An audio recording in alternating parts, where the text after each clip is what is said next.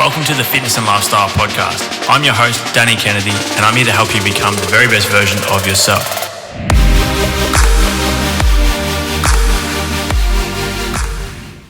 Frank, welcome to the Fitness and Lifestyle Podcast, brother. It is an absolute pleasure to be sitting down with you today, man. I first come across your content not too long ago, to be honest, probably about 6 months ago, and just continue to stay kind of in touch with all the content you're sharing, and I've taken so much value from it. And I think that. Obviously your story is very inspiring, but I think more importantly, having reached that level of success in terms of business and finance, but still having this purpose and this passion to keep pushing, which I find, is a very common theme amongst people who reach a pinnacle of success.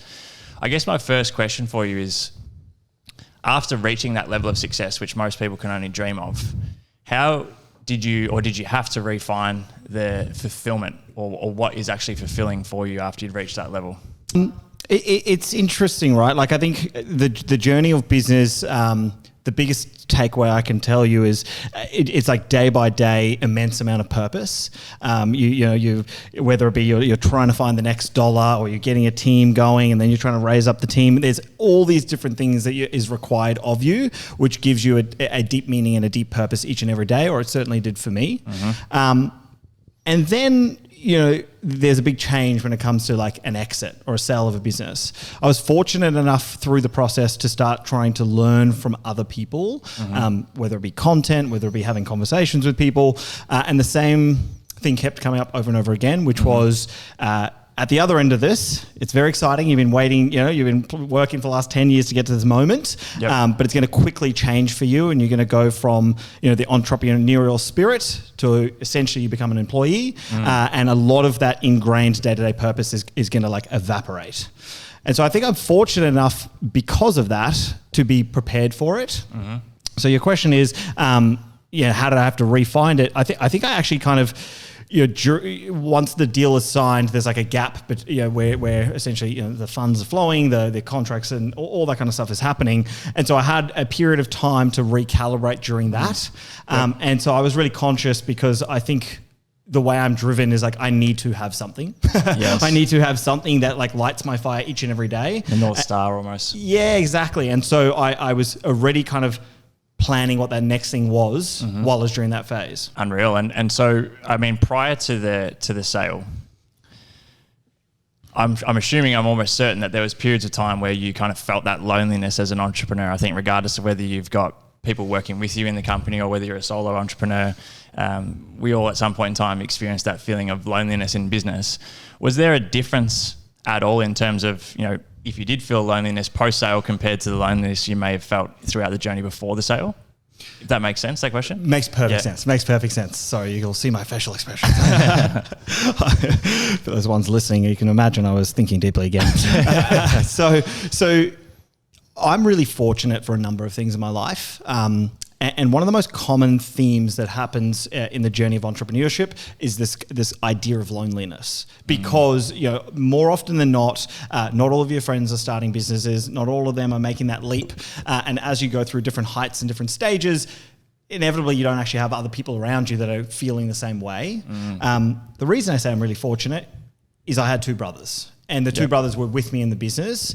So I can actually not tell you a single time in my entire journey and post that I felt lonely. Incredible. Because I had, the people that I've grown up with my whole life, that the entire way through the business, we're spitballing, we're chatting, we're going through the exact same things every single day. Yeah. I don't know if that's helpful to the audience, but it's truthful to me. And that, like, I am passionate about having co-founders. It doesn't mean it's the right solution for all people, but that is the journey that I was on, and the journey I will remain for future businesses because of that. Like, just be able to have a sounding board in one another, whether, in my scenario as brothers, for others it's not, is a really healthy way to make sure that you're like, I have someone by my side. And there's zero chance that if I didn't have that, we'd be talking. You wouldn't want to talk to me if I didn't have a brothers and co-founders. Yeah, brilliant. That's amazing, having that support system there, and knowing, I think what also helps with that is all being on the same page, feeling aligned in the mission, feeling aligned in the journey. And so when I've interviewed a number of successful people from different industries and different fields, the common theme, and even if I think back to, you know, some of the parts of my life that I looked at as the worst thing that's ever happened, right? And with perspective, you look back and go, that happened for me and it was one of the best things that's ever happened. Is there a pivotal moment in your mind that really stands out along the journey that did kind of change the direction or really give you that clarity of like, all right, I'm on the right track, or this is the turning point? So like there's a series of them, like there's a number of big moments, and each time those compound. And I do want to get specific, but what I'm also conscious of is, you know, when we have this conversation, is also make sure it's like a fresh, unique perspective for people who are listening. Yeah. And so, you know, I've shared some of them, whether they be, you know, challenges between the brothers and there was, you know, relationship breakdowns, or whether it be, you know, an insomnia bout, because for the first time in my life, I realized I do too get stressed. But what's something fresh for you? Because I want that for you, and I want that for the audience. Is the biggest shift in who I was and who I needed to become to get to the other end was actually in the merger. Yep. So the merger was, for context sake, for those who don't know, is you know, we had a business doing about $4-ish million. I just share numbers just because I find it simple and easy to contextualize for people. We'd been in the game of business for 5 or 6 years. Yep. And we had a team of 45 people. Now, at that time, the saying we used to have, and it's not too dissimilar to my life right now, is we're making the shit up as we go. Yep. It's just the absolute truth. and we didn't have role or job titles. So there was no CEO, there was no this. It was just, you know, a couple of brothers, you know, hungry dogs trying to get after it. A team of people around us, you know, they had roles and titles, but we certainly didn't. And a moment came where we got approached by our biggest competitor, 8 times the size of us, doing $32 million. Let's do a merger. And so within 6 weeks, we did a 50-50 merger, and one of their prerequisites was you as in Frank, have to become the CEO. I was really naive and ignorant, which is, you know, some of the best things that you can be in those early stages of being a founder. And so what that meant was I was like, of course I'll become a CEO, no dramas. I had zero idea what that meant. Yep. And so I had to move from a place where, you know, when you have 45 people, and you kind of, the main people I worked with directly were customer support, customer service, sales, that you, the individual, can actually have a change in the outcomes by just putting in more effort. Yes. Right? Yep. Then you move, and overnight we went from 45 to 400. And all of a sudden, like, there is no chance that the scale is far too significant for you to be able to go like, oh, let me just roll up my sleeves and I'll just get that done. Because while you just get that done, there's the other, you know, 399 fires and rolls that are happening. Yeah. And so the change that had to happen for me is like moving from, you know, how do I change my mindset to go like, you know, I used to celebrate, I'm essentially like the hardest worker, biggest output. Whereas a badge of honor almost. Exactly. And from a customer support perspective, I used to get the most number of, you know, email responses and calls per day. So like my average calls per day was 100, around about 100 support calls. Yep. And on per month, I was sitting around about like 1,700 support emails that I respond to, as well as doing sales and running the business. And I used to be like, how good is that? 100%. And then all of a sudden, like, that doesn't matter at all, because now you have this team of people. So the shift, to come right back to it, like, what was it that changed, is like I had to change from realizing my individual contribution is not really going to do anything. And therefore I have to figure out the same effort, energy, and intensity is how do I help others around me grow their capabilities? Because if you do that across, you know, even if I did that across the smaller team, it would have had the impact, but I needed something like this to change it in my mind. Yep. But when you have that mentality past a certain point of team members, you realize, well, if I can help increase everybody else's capabilities by 10%, that will outperform what I can ever do as an individual anyway. Yeah, that's a great perspective.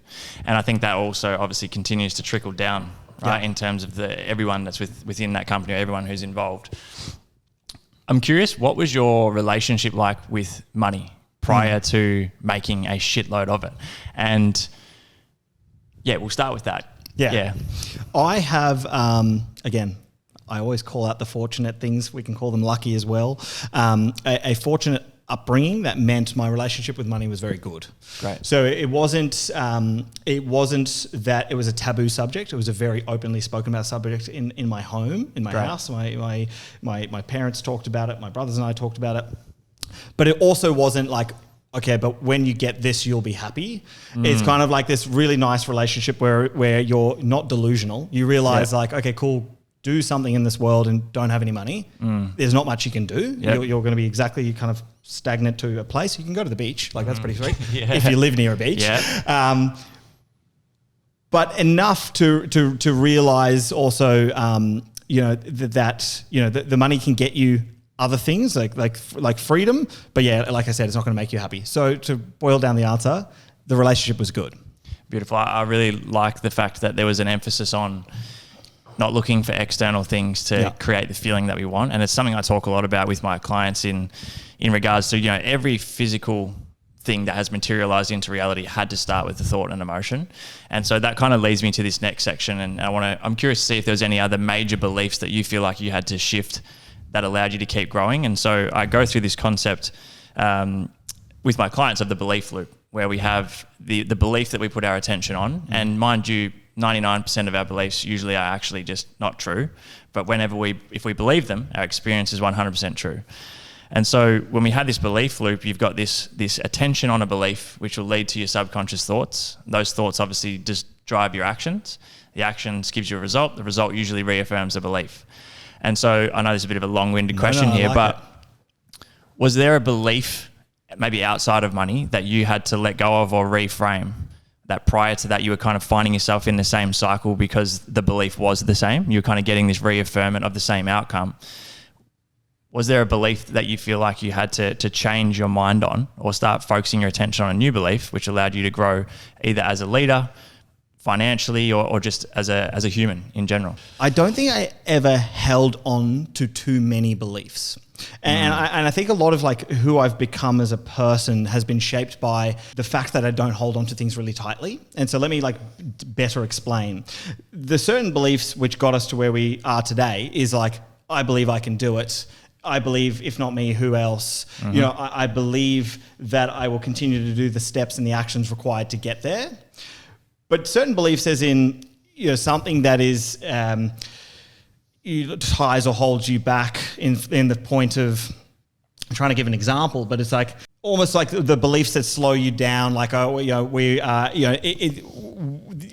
there isn't the right talent in Sydney to be able to build the business that we have, or there isn't, or we don't have the right structures in the company to do it, or no, this is how a company works. Like I've always been very malleable to data points. Yes. And so I've always even had the challenge where people ask me like, who was your mentor? And I can't tell you. And then the next question is, well, who did you look to? And I'm like, I can't tell you that either, because I never had one person, because my view is like, there is no one person that's perfect. But each one person comes with a new data point that you can stack, and that helps kind of build who you are. And so even sometimes I have the challenge with my content is like, nothing I'm saying is specifically unique. It's an amalgamation of lots of things that I've learned over the time. Yeah. And so therefore it's positive in the sense that I didn't hold on to something that I had to have one day let go, because I was always continuously changing. So there's so many moments in the journey, because I think I've always had the belief that I am nowhere near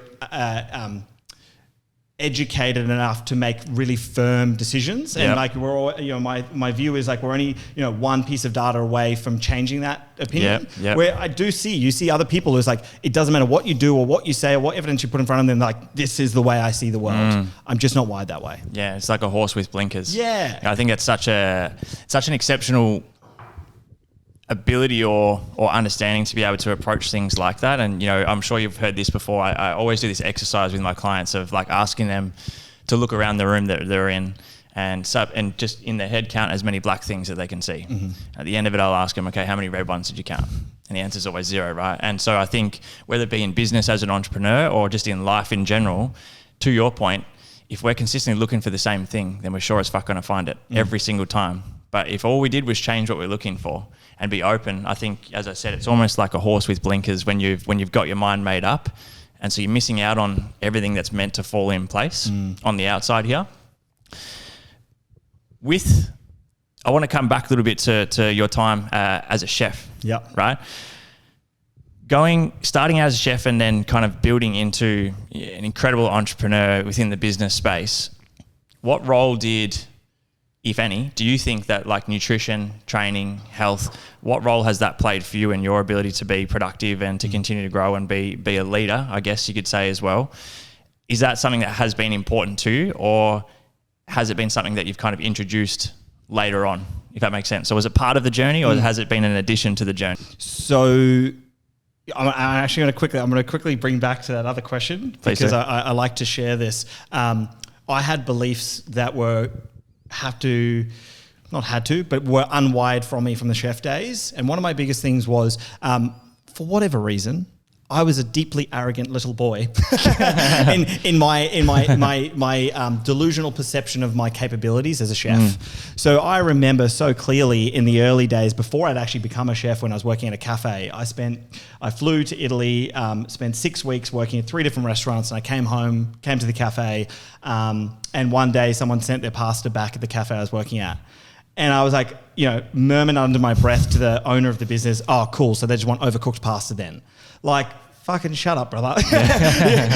You're 16 years old. Like, this guy owns a business. Shut up, right? And for whatever reason, I maybe yet hadn't been exposed to what I needed to be exposed to be humble. And through the process of getting beaten down by being a chef, I started to kind of unwind that. But it's a really weird juxtaposition. I like to share it because none of that flowed onto business. And I think it's because the business starting off point was, nothing, it's ground zero. But coming back to your question around nutrition, my eldest brother, Ken, is a one of a kind human. I will be very shocked if I ever find another person in my life or in the world like him. Yep. From the age of 15, he started going to the gym.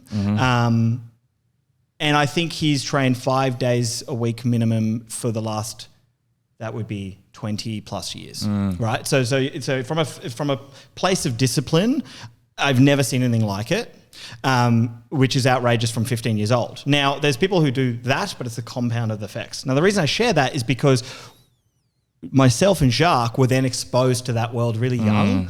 And so one of the things, again, that I'm really lucky and fortunate for is when we first started our business, that discipline from a training perspective was equally as important as the business itself. Fantastic. So, I remember, the first year of business, we at the time we lived in the workplace that we were working. So we rented a house where our print factory was in. So you're just in this house all day, every day, just losing your mind.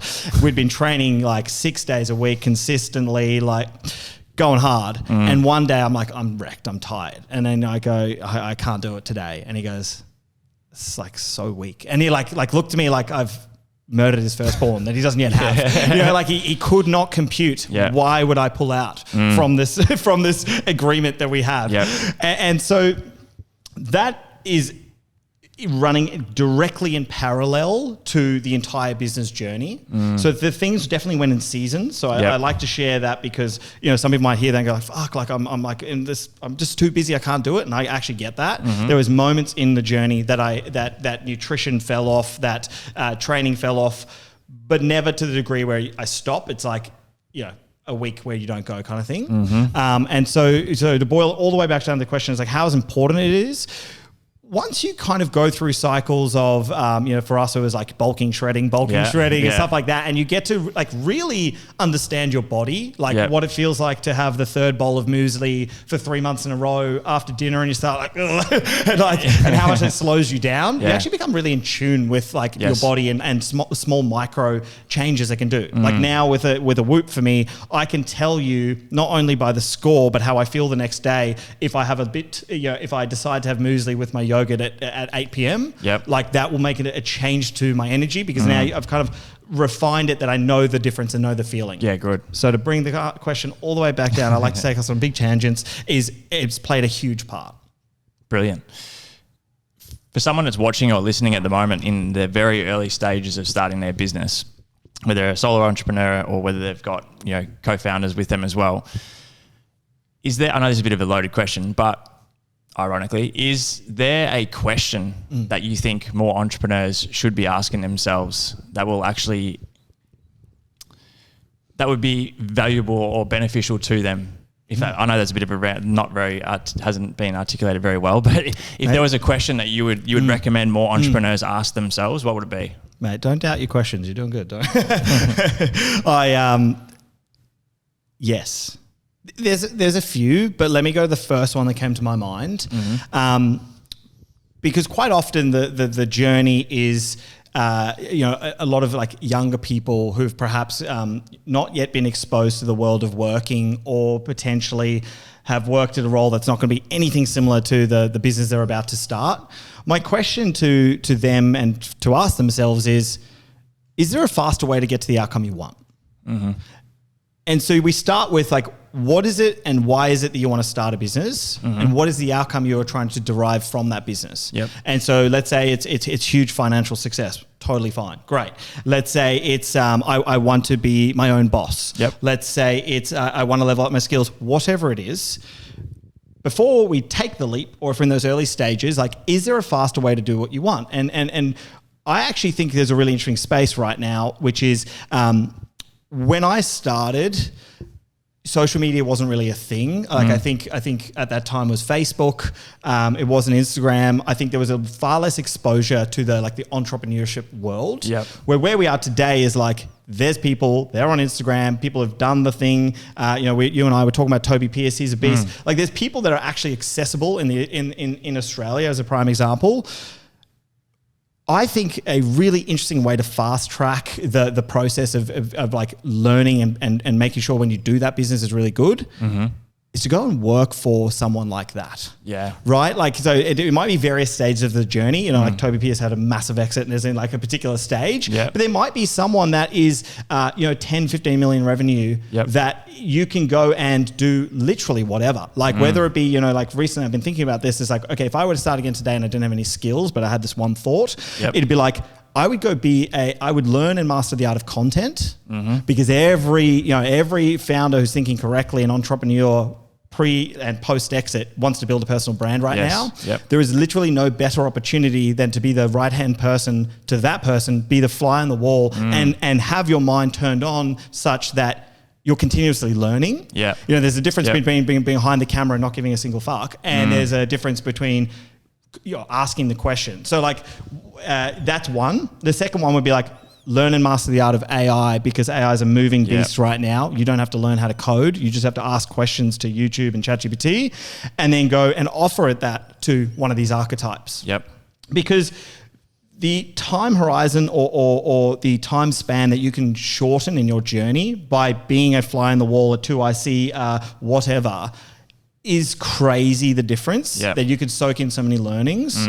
And like finally, like our first two hires that we've done for our next venture is exactly this. So one guy's gone and had built himself a company. He'd been working in it. He left his job, was doing it for a year, and then came to this conclusion, like, why don't I, instead of going and doing this and beating my head against the wall, why don't I work with someone who's done it? Yeah. Soak in the knowledge for 5 years, and by the time I get here, I'm actually going to do it faster. Yeah. Same as the other guy. So the other guy approached us and we went, well, why don't you instead work with us? He'd just started his business. He's doing that now. It's like you can get a better than university degree in a shorter period of time if you open your mind and you're inquisitive. Yeah, I love that. And that's one of, I guess on a slightly different scale, that's one of the big reasons as to why, particularly over the last 3 to 4 years, I've invested so heavily into mentors and coaches, right? Is to go and find, and I'm going to get to the content side in a second, because I've been really enjoying the content, particularly over these last couple of weeks around thank you. The courses and personal brand and stuff. But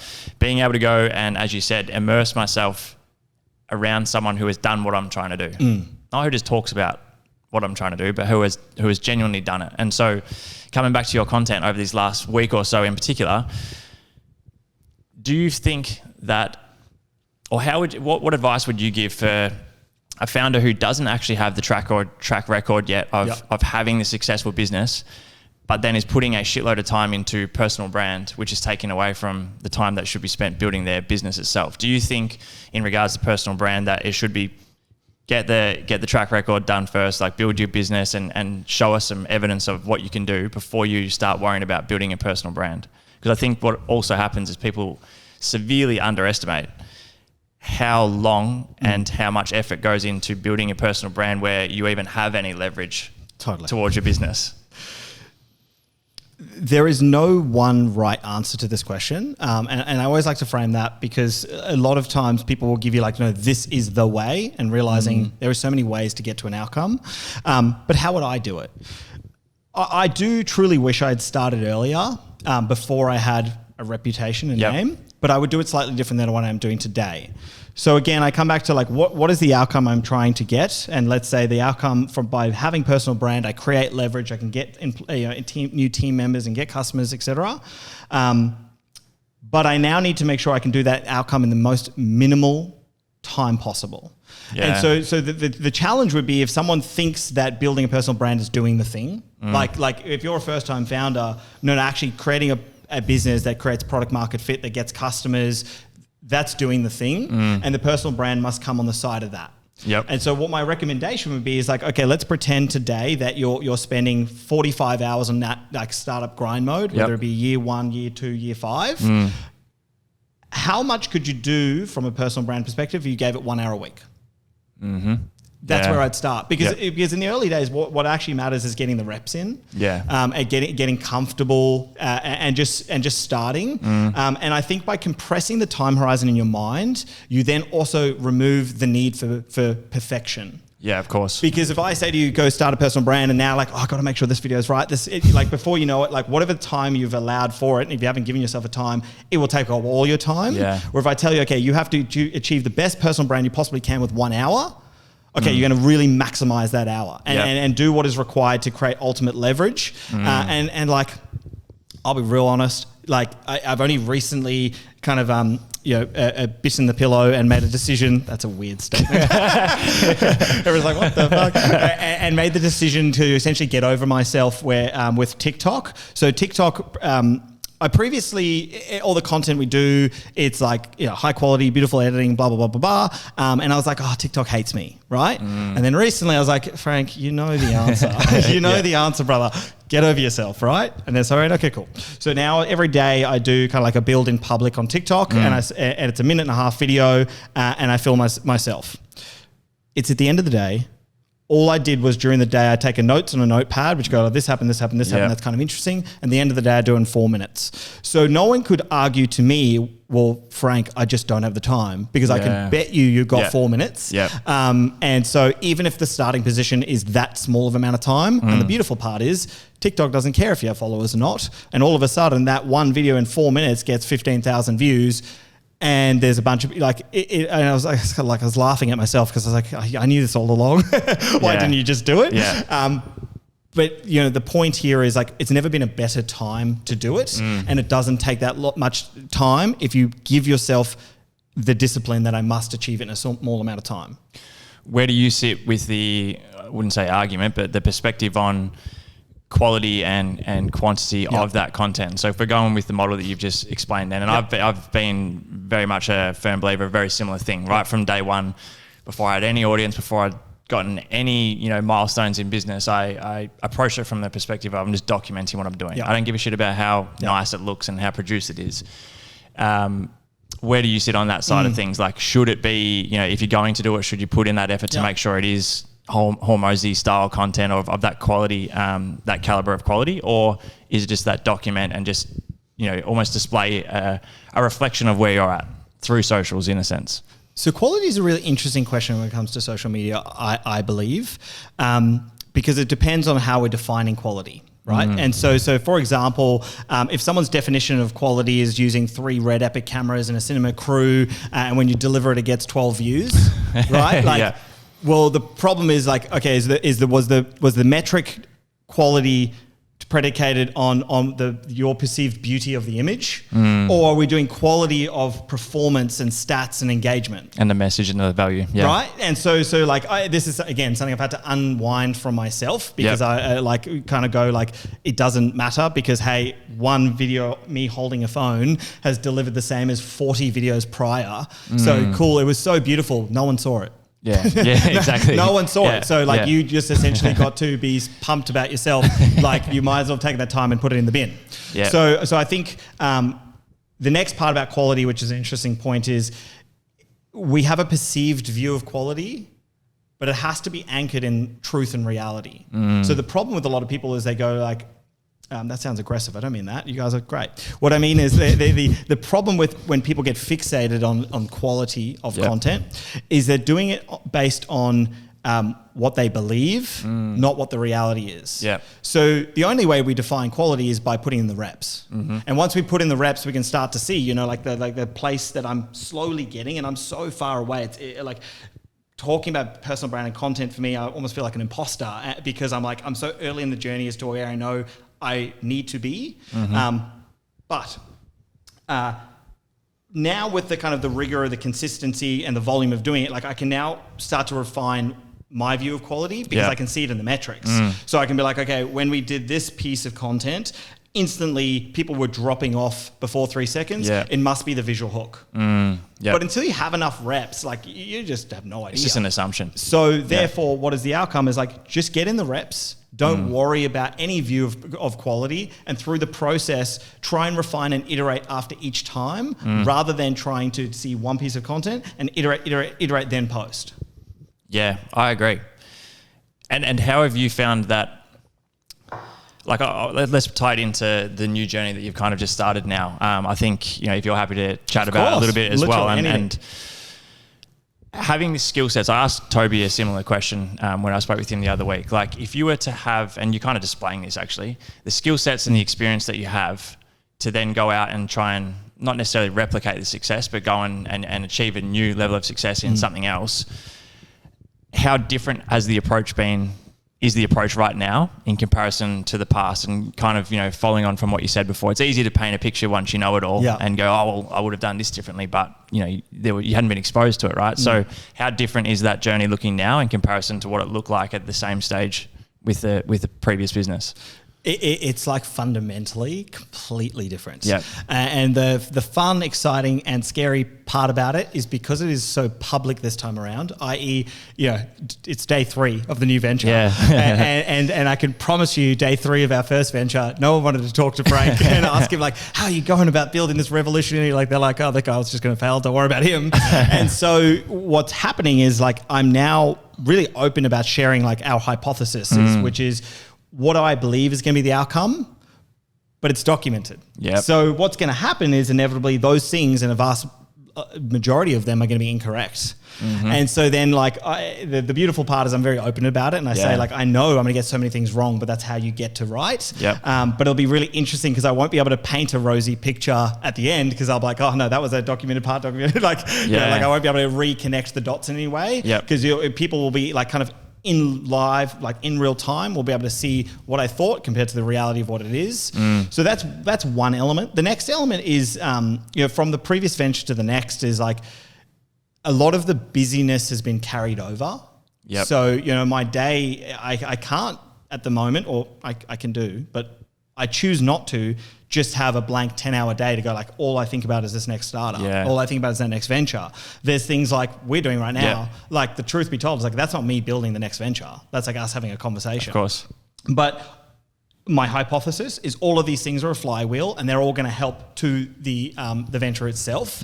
And so it's this juggling act between knowing that I'm not giving the same amount of time and like units of time of myself into the project compared to the first time, but also then balancing that with realizing, well, this time we can hire people, so they're replacing that, what we were doing in the beginning, which is like just sitting in front of your computer and just ticking along. And so I guess there's like a different leverage of time. Yeah, incredible. For someone that's watching or listening that is in that stage of building at the moment, something that I've kind of got a good understanding of over this last 12 months in particular, and even if I use the example of coaching people around body composition, right? What I've found is that people are consistently looking for the answer, looking for what's missing. And I used this little analogy or this story yesterday in a call where, I said, imagine going to a store and buying a 1,000-piece puzzle. And you get back home and you put it on the bench, you open up the lid and you're like, fuck, I think there's a piece missing. There's one piece missing, right? And so for the next 24 months or the next 2 to 3 years, every day you search around the house looking for this missing puzzle piece. And then you get to that 3 years later and you realize the fucking piece was never missing in the first place. And in that whole period of time, you haven't even started putting the picture together yet. And so for an entrepreneur or a business owner that is in that early stage where, you know, it's compounding that consistent effort, but people want shit to happen straight away, right? What's your advice to someone who feels like they're missing something or feels like they're consistently looking for the silver bullet or the answer that's going to allow them to take their business to the next level? So I guess to follow up that very long-winded question, do you have like a framework or a rule where you're looking at the amount of time you spent on something, understanding the whole delayed gratification side of things, but being able to get to a point to go, well, all right, now I'm just wasting my time. I'm putting too much effort and time into this thing, which I've allowed time to compound, but it's clearly just not working. So I need to shift my attention somewhere else. So let's start with a framework that I use, and it's like in all of my life. And the framework is I often talk about myself as a very lazy person, because I try and think about the pathway to least resistance. Yep. And so I have a framework that happens in my mind that I don't necessarily have to run through, but now through using it all the time, it just happens naturally, which is, what is the potential thing that I think I should do? I.e., is it a task? Is it building content? Is it networking? Whatever it is. Then I think about that thing and I go, what is the perceived outcome? So 1 out of 10, by doing this thing, I believe it's going to give me a 9 out of 10 result. Amazing. Yep. Then the next column in my mind is, what is the perceived effort? So by doing this thing, is it a 1 out of 10 effort or is it a 10 out of 10 effort? And the last thing is, what's the perceived amount of time? How long would it take, in theory, to do this thing? And so I simply just stack rank all these things in my mind and go, I'm going to first address the things that have the most impact in the shortest amount of time with the least amount of effort. And so to your question is like, how does someone, I think the question was, how does someone know if they've spent enough time on something? I think it's really hard if you only are doing one thing. Like if you're only doing one thing, then you don't yet have a measure to go, the outcome is 10 out of 10, the effort is, because you only know one thing. And so I think, the best way to think about it is, okay, let's say the one thing is I want to get this venture off the ground and it's 2 years and it's 50 grand. Should I go back to work? Well, before I do that, I would just go like, okay, I've been doing something in a linear approach, i.e. the same thing day after day after day. It's clearly not working, right? So therefore, if I gave myself a finite amount of time, let's say 3 months, and I had to get from 50 to a million, what were the things that I believe I could do? What would they be? Stack rank them and give those a go. Right. And now it's not going to be a perfect strike rate because you don't yet have the data points in your mind to tell you how long something takes, if it's going to be an outcome. But by starting with a framework, it helps you refine that framework over time. Would be my first one. Now there was another part of the question that I've kind of blanked. So help me if I took us in a weird direction there. I guess the part around the little story around the puzzle. Right? Of like feeling like something's missing and always searching for it instead of just putting the pieces together and see what the picture looks like. There's kind of like a healthy relationship with that. If it's the first thing when I hear like there's a missing piece of the puzzle, I'm like, that's really good. Because like if you're complete, that's a problem. And that's the wrong mindset to have. Feeling like there's something missing is a really good state to be in, because like right now I can tell you I've got so many puzzle pieces missing. So I got to go out and get them. Now it doesn't mean, but I need to have this in my life in order to start. Or I need to have this in my life in order to, I wasn't given, like, that's not what it is. It's more like, okay, I don't have the skills and knowledge to yet build a company internationally. I don't. I haven't done it. I got to go get it. So what do I need to do to get that next piece of the puzzle and to slot it in? I actually think that's a really good balance and healthy space to be in. So kind of putting the puzzle together while you're looking for the missing piece instead of waiting.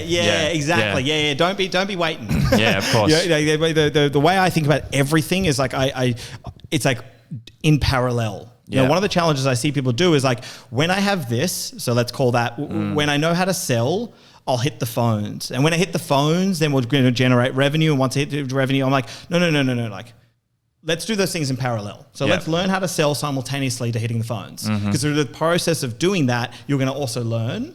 And so like always having multiple things that you're trying to achieve simultaneously will also mean you're not waiting for this big end outcome there. You're doing a couple of things, at least a few things in parallel. Like I believe in focus. Yeah. So I'm not suggesting go start 3 businesses. Yeah. But in terms of like to get that business to where it needs to be, there's certain skills you need to do rather than just I'm just going to master this one. Is like try and do a couple of things simultaneously or try the action whilst learning so that you can compress time quicker. I really like what you said before around this framework of kind of like stacking and having a look at, okay, well, if I was to achieve it in this period of time, like how would that look, right? There's something that I said to a client a while back around, do you follow the NBA at all? You a basketball fan? No, that's right. I'm bad with sports. That's okay.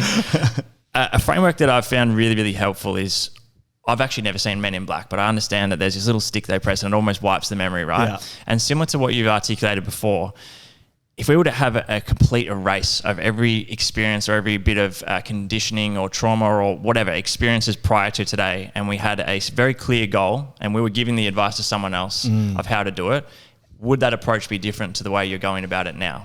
Right. And so when we consistently use past experiences, particularly as an entrepreneur, right, if you've had setback after setback or a certain failure or the approach that you have used didn't work, it's almost like the next time we go to do something, we're always making our decisions based off a past experience.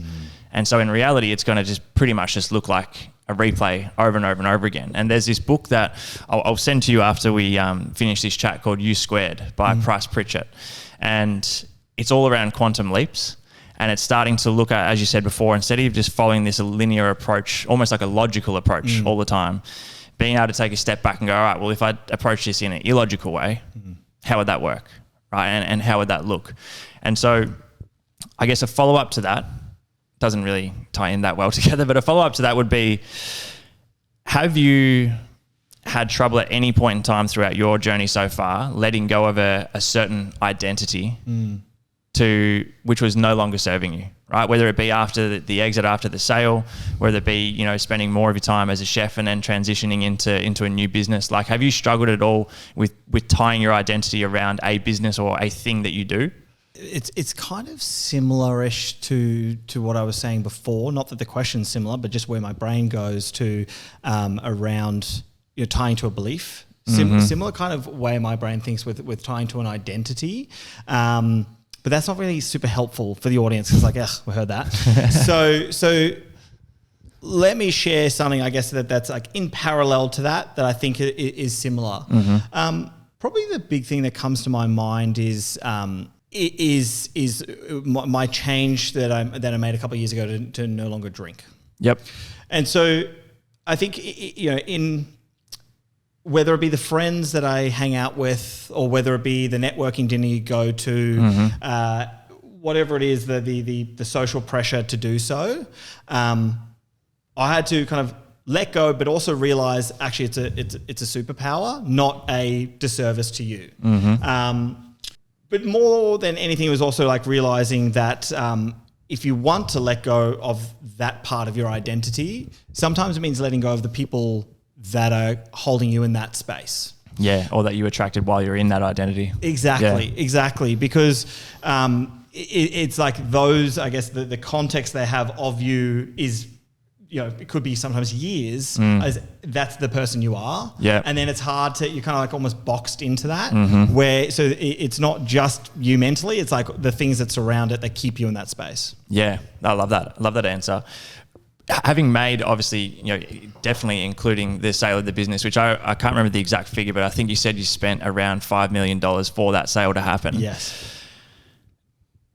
When you're making decisions at that scale, and now there's a lot more on the line, is there a certain framework or approach you take to decision making within your life as an entrepreneur or even within the business, particularly with this new one? Like, is it all based off almost like a decision matrix of the values that you are kind of trying to instill within that business? Or I guess, how has your emotional intelligence kind of evolved to be able to make decisions with a lot of clarity and with a very similar approach, if that's the case? What's changed for sure is, and it's kind of regardless of the deal, but that was just the crescendo of the business journey. The beautiful part about trying to do something and putting all of your effort into it is often the byproduct is growth. And so, for example, in my scenario, it was, year one in business, you're doing 100 grand. Year two is 300 grand. And by year 10, it's, whatever. Yep. Now, each time you do that growth, and I'm using the metric as revenue, every time then comes with its own series of challenges. And so whether that be you have new team members, you now have different skills that you need to acquire, you now have difficult customers, every single time comes with something that feels monumentally harder than the way it felt last year. And every time it almost feels like the end of the world. Yep. Then you do it, and then you get to laugh at it the year before. Yeah. And so I think to round out the question is like, how do I think about things differently now? It's like, the pressure from every single angle that was the deal. So, contextually, I lived in a 2-bedroom apartment that I rented. My total assets was a Volkswagen Golf. My entire, my brother's exactly the same situation. Yep. I've got all these team members in the business. We're spending the $5 million. Like all of that together from like cognitive load as well as emotional load is the crescendo of, or certainly my life, in terms of stress. And so the biggest thing that carries over is my ability to handle emotional and cognitive stress has stretched and increased. So much so that I'm like, I get to play in,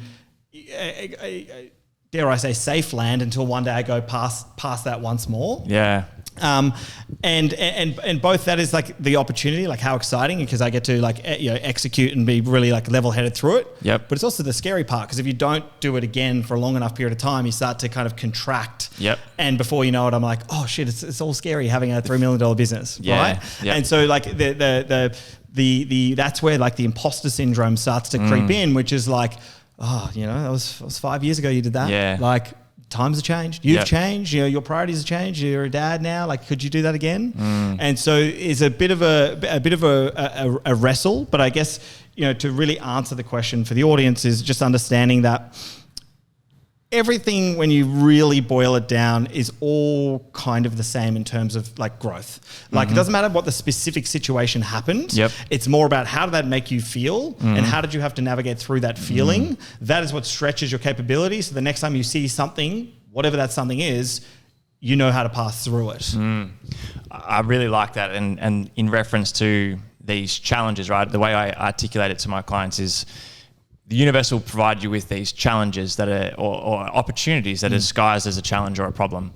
And when you can look at that as a ticket for growth, you start to change your perspective on it, and it feels a lot different, right? Now, all of a sudden, you're looking at this challenge or this problem as like, oh, this is my entry to the next level. And if I continue to show up and react the same way that I've always reacted, all I'm saying is that I'm not ready.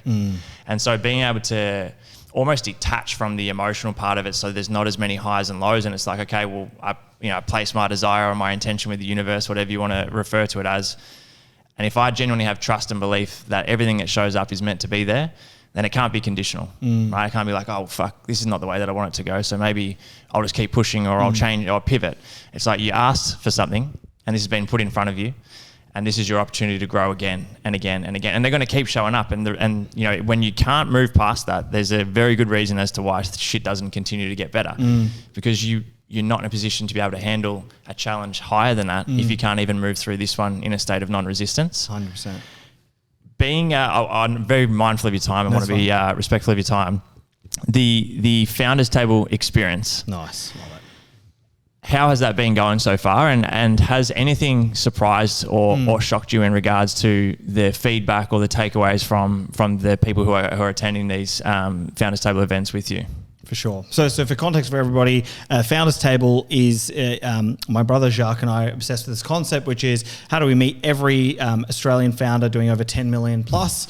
I cook lunch. It usually happens in my home on this table, and we do that almost every week. And so the first part of the question is, what has shocked us, right? Or what has shocked me specifically? The magnitude of what it would become in such a quick period of time. So let me share. We had this crazy idea, I think it was somewhere in this house, which was like, what if we did meet every founder? Well, how would we do that? Well, let me do an Instagram story post. Yeah. I put up the story post. Within 4 minutes, I have enough people to fill the table for 4 weeks. And I was like, okay, so that's about roughly 40. And I was like, oh shit, okay, all right. And then over the course of the next 2-3 weeks, it started to grow. And then we were like, okay, well, let's go big and let's do one on the Mischief yacht. We spent 30 grand and rented a super yacht for the day. And now it's up to like 245 founders across Australia. And almost every single time, people are flying over all around Australia, whether it be Perth, Brisbane, Gold Coast, Melbourne, wherever, they're coming here for this one moment. And so I think the thing that shocked me is I was like, I've never seen this before in business. Now, for everybody's context, this is not a business. It's just purely like our opportunity, I guess a really expensive way to make friends. And so, but regardless, every time I've previously done something in a business, it takes time and it takes a lot of pushing shit up the hill to get to somewhere. Yeah. Where this is like instantaneous. The product market fit is so quick that I've started having people reaching out. So like the Australian Financial Review is going to come and shoot in about 2 hours here because they want to pick up a story about it. Yeah, great. I just had a call this morning. Someone like 3 connective tissues down was like, hey, it was someone from the EY Awards. Hey, can you give me a connection to Frank? I know he's like connected to all these founders because of the founders table. Like so many things in such a short period of time, people are noticing. Yeah. And so I think the biggest takeaway for me is like, okay, there's something really magical about what we're creating and we're continuously trying to reverse engineer the experience to figure out what is it that we're doing. So how do we do more of it and how do we do it better? And it's not transactional. It's not transactional. Yeah. And so this is like, for everybody's knowledge is, how do you apply that to your own life? Jark and I, so my brother and I, we talk a lot, like all the time. We're like always trying to go like, okay, like literally say, what's the hypothesis? So what's the outcome you think is going to happen? Then when it happens, we go, okay, did what we think it was going to happen or not? Yep. And why? And the reason we do that is because every time you ask yourself the question and you get the outcome you had thought of not, you then have the ability to strengthen your gut, your intuition. Only by sense checking, I believe this and that's what was the result, can I strengthen my gut over time? And so we're continuously asking ourselves is like, what is it about this experience that we're making that's really magical? But more importantly, why is it like, what is our unfair advantage in the marketplace? And the thing we keep coming back to is our unfair advantage in the market is we're willing to do shit that doesn't make sense for the longest period of time that doesn't make sense to anybody. And that's something we had right in day one of our business is just doing stuff. And let me contextualize it. It's like the stuff might be, you get a customer, the customer is worth like $2,000 a year to you. But you over deliver so much service that their customer kind of costs you 55 grand. Whether it be in software engineering, whether it be in free product, whether it be in your time, whatever it is. And to someone who is looking straight at the P&L is like, what are you doing? That made no sense. But because we knew in our guts, like, but by doing this, we create a raving fan. And by having a raving fan, like what is the compound effect of the long time? And so the same thing is happening here for the founders table, which is, it doesn't make like, take a step back. You all right? I'm not Frank. And you see this person who sells a business for 180 million and then they invite random strangers from Instagram to their house, right? And cook for them. Or spend $30,000, rent a boat, not charge for anything, have no plans to charge for anything. That doesn't make sense, but it makes sense to us. And so what I think is happening is so many people are confused and therefore they're reaching out because they want to understand. And I think that's like the really interesting space we're in is like we are now for the first time ever, we see a chessboard in front of us over the next 10 years from a really macro sense. And so we do know, exactly what we're doing and why we're doing it and what's the outcome. What people think from the outside is like the really obvious stuff. Like, oh, cool, you're going to create a community and then charge people. No, that's obvious, right? Cool, I get it. You're going to have lots of founders and then you're going to create an online course and sell it to them. That's obvious, right? Like what we're doing is a lot longer of a game. And these are the important pieces of the puzzle to get us there. I love that, man. And I think the last thing I want to ask you before we wrap up is what's your biggest vulnerability that you're aware of right now, and are you putting a spotlight on it? Is it something that you are actively working on? I'd probably say it's something that I'm definitely working on and really conscious of. And it's really for the last 2.5 years post-exit.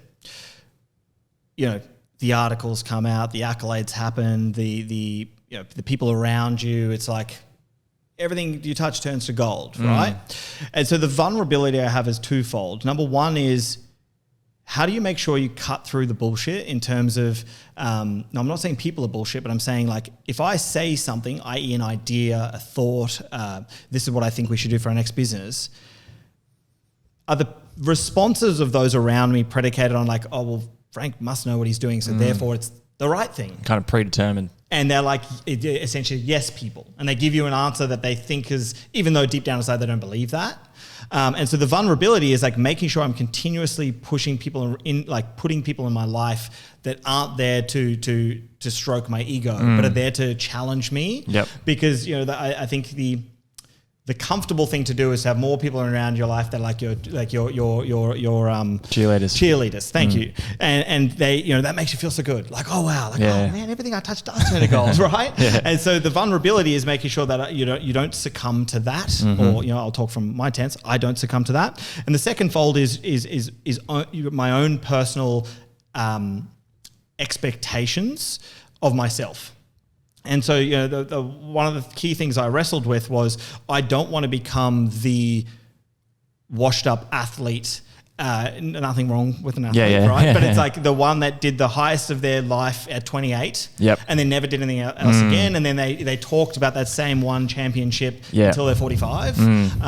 No offense to anybody else. It's like, that's not what I want to do. And I didn't want to have that day where my son goes like, Dad, you've told that same story for the last 25 years. Can you shut up? Like, literally no one cares. And so I think it's just like juxtaposing that expectation of myself, which is healthy because it pushes me to do things, but then also realize like, but why does that matter? Because that expectation is purely predicated on people's opinion of me, which won't, you know, as long as I'm true to myself and doing things that I know are net positive to the world, that shit doesn't matter what people think. If you were to summarize in one sentence, how do you want to be remembered? So at a top level, my like long-term goal is to have the biggest net positive impact in the world. But that doesn't give you a sentence of how I want to be remembered. I think how I want to be remembered, really, it depends on who's remembering me, right? And so from what is most important to me is like, I want my wife to be, he was the best husband and father that ever lived and that ever existed. And I couldn't be more grateful to have him in our lives.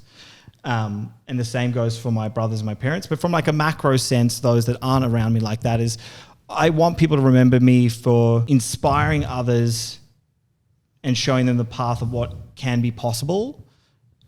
And when you get there, you don't blow out in your mind and all of a sudden you're too good. You are like just a normal bloke, or he was just a normal bloke. Incredible, man. Frank, mate, firstly, thank you so much for having me and having me at your home as well. I really do appreciate it, and I'm obviously very appreciative of your time, and the conversation's been great. I honestly would love to sit here and just chat with you all day. There's so much stuff I'd love to talk through with you, but very appreciative, and I know that the audience will be as well. So thanks a lot for your time, man. And for those that have tuned into today's episode, we would love to hear your feedback. Feel free to share a screenshot on your story, tag a friend, send a link to someone that you know would benefit from this, or someone that you care about, and we'll chat to you guys in the next episode. Thanks again, Frank. Thank you. My pleasure.